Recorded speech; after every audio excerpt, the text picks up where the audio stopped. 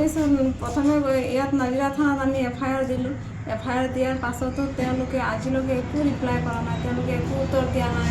বা আমি কৈছোঁ যে আপোনালোকে অন্ততঃ যি দুজন ব্যক্তি আহিলে, লগৰ দুজন বন্ধু আহিলে, উত্তম আৰু প্ৰবীণ, আপোনালোকে তেওঁলোককতো সোধ-পোছ কৰি কিবা এষাৰ কথা সুধিব পাৰে, আপোনালোকে কিবা কাৰেকশ্যন ল'ব পাৰে সিহঁতৰ ওপৰত। তেওঁলোকক আজি পৰ্যন্ত 5 তাৰিখে আমি ক'লোঁ সুধিবলৈ, কিন্তু তেওঁলোকে আজি 17 তাৰিখ, আজিলৈকে তেওঁলোকক সোধ-পোছ কৰাই নাই। এতিয়া আমি কি বুলি ভাবিম, কেনেকৈ সহায় ল'ম আমি আইনত? যিহেতু আপোনাৰ হাজবেণ্ডৰ নাম কি আছিলে? নৰেশ কলিতা। ক'ত গৈছিলে? তেওঁ ঘৰৰ পৰা কৈ গৈছিলে মহাৰাষ্ট্ৰ পুনেলৈ যাওঁ। লগত আৰু কোনোবা গৈছিলে?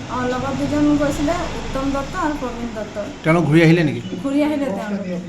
যেতিয়া আপোনাৰ হাজবেণ্ড অহা নাছিলে তেতিয়া আপুনি আৰক্ষীক অৱগত কৰিছিল? কৰিছিলোঁ। আৰক্ষীয়েতো আপোনালোকক ভালদৰে বুজাইছোঁ বুলি কৈছে, লগতে আপোনালোকৰ ৰেলৱে আৰক্ষী কাষ চাপিছিল নেকি?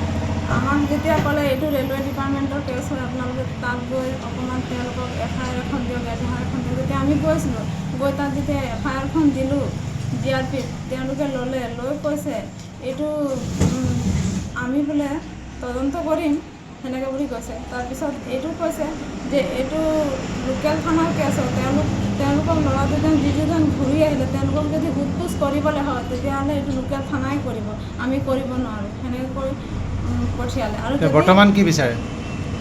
বৰ্তমান সেই দুজন ল'ৰাক এতিয়া আনি তেওঁলোকে সোধ-পোছ কৰিবই লাগিব, তেতিয়াহে কিবা এটা কথা ওলাব। কাৰণ সেই তিনিজন একেলগতে থকাৰ অৱস্থাত মানুহজন কেনেকৈ ইফাল সিফাল হ'ল, এজন কেনেকৈ ভাগ হ'ল, তেওঁলোকে সেই দুজন ল'ৰাই ক'ব পাৰিব।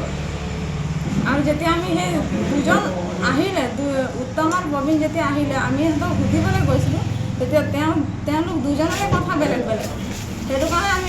সেইটো কাৰণে মই এতিয়া ভাবিছোঁ যে দুজনৰ মাজত কিবা এটা ৰহস্য আছে, কিবা কথা আছে যে আমি গম পোৱা নাই, হয়তো তেওঁলোকে লুকুৱাইছে, নাই পোৱা, সন্দেহ হৈছে।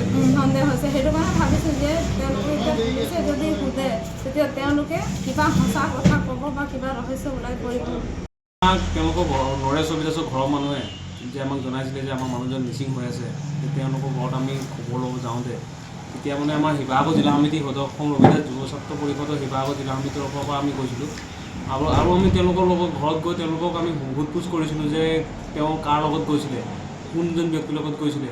আমি যেতিয়া গম পালোঁ যে তেওঁ প্ৰবীণ দত্ত আৰু উত্তম দত্ত বুলি মানুহ দুজনৰ লগত গৈছিলে, কিন্তু সেই দুজন মানুহ ঘূৰি আহিলে, কিন্তু নৰেশ ৰবিদাস আজি পৰ্যন্ত ঘূৰি অহা নাই। কি কাৰণে ঘূৰি নাহিলে? সেই দুজন ব্যক্তিৰ লগত নাজিৰা আৰক্ষী থানা আজিলৈকে সোধ-পোছ কিয় কৰা নাই? তেওঁলোকক সোধ-পোছ কৰিব লাগিব, তেতিয়াহে আচল কথাটো গম পোৱা যাব। তেওঁলোকে এতিয়া হাওৰা ষ্টেচনৰ পৰা গৈছে ন, ক'ৰবাত বেলেগত কিবা দুৰ্ঘটনা হৈছে নে কিবা হৈছে, তেতিয়াহে গম পোৱা যাব। তেওঁলোকে আজি পৰ্যন্ত তেওঁলোকক সোধ-পোছ কৰা নাই। আৰু আমাৰ 5 তাৰিখে দিয়া এজাহাৰখন আজিলৈকে একো কৰা নাই, তেওঁলোকে তদন্ত কৰা নাই, আৰু তেওঁলোকক আজিলৈকে ইনফৰ্মেশ্যন দিয়া নাই আমাৰ ঘৰৰ মানুহক। আমাৰ মানে নৰেশ ৰবিদাসৰ পত্নীক তেওঁলোকে একো ইনফৰ্মেশ্যন দিয়া নাই আৰক্ষী থানাই।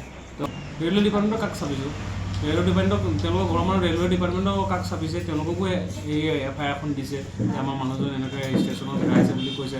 কিন্তু কোৱা মানুহজন হৈ গ'ল এই উত্তম দত্ত বোলাজন মানুহজনে কৈছিলে তেওঁ আমুক হাওৰা ষ্টেচনৰ পৰা। এতিয়া হাওৰা ষ্টেচনৰ পৰা হেৰাইছে নে নাই হেৰুৱা তেওঁলোকৰ দুজন ব্যক্তিক সুধিলেহে গম পোৱা যাব। আৰু কি কাষ চাপিছিলে? প্ৰথম সেই দুজন ব্যক্তিক গৈ সুধিছিলে বোলে মোৰ মানুহজন কিয় অহা নাই।